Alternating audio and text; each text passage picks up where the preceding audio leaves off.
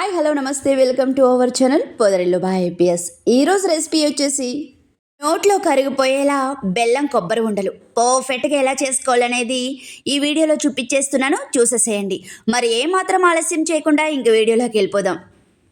ముందుగా stove on చేసుకొని కడాయి పెట్టుకొని ఇందులోకి 3 స్పూన్ల వరకు నువ్వులు యాడ్ చేసుకున్నాను. లో ఫ్లేమ్లో 2 మినిట్స్ వరకు ఫ్రై చేసుకోవాలి. 2 మినిట్స్ తర్వాత మిక్సీ జార్లోకి తీసుకొని మెత్తగా పొడి చేసుకోవాలి. ఈ నువ్వుల పొడి వేయడం వల్ల కొబ్బరి లడ్డూలు అనేది చాలా టేస్టీగా వస్తాయండి, చాలా హెల్దీ కూడా.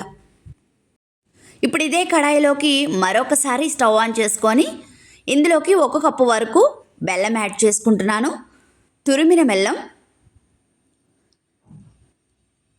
1 కప్పు బెల్లానికి 1 కప్పు వరకు వాటర్ పోసుకోండి. ఇదే కప్పుతో అన్నిటికీ కూడా 1 కప్పు మెజర్మెంట్ తీసుకోండి.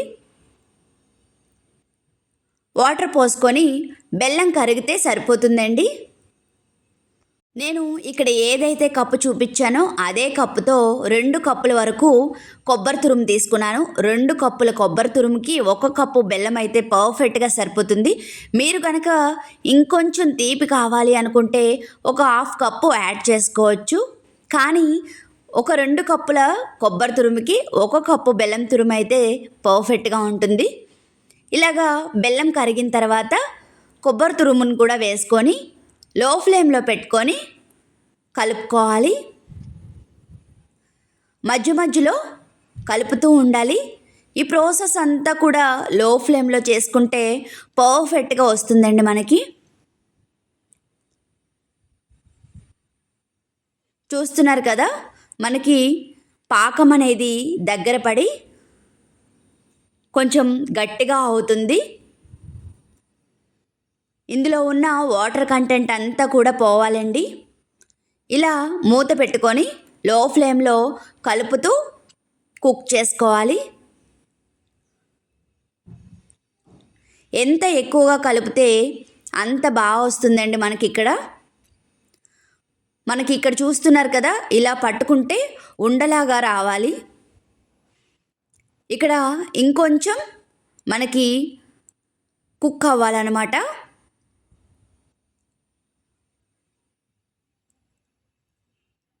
ఇక్కడ చూస్తున్నారు కదా, ఇందులో ఉన్న వాటర్ కంటెంట్ అంతా కూడా మనకి ఇంకిపోయిందనమాట. ఇప్పుడు ఇందులోకి నువ్వుల పౌడర్ అనేది యాడ్ చేసుకోవాలి.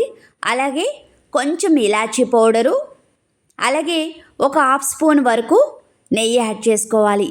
నెయ్యి యాడ్ చేయడం వల్ల మనకి కొబ్బరి లడ్డూలు అనేవి చాలా కమ్మగా ఉంటాయి.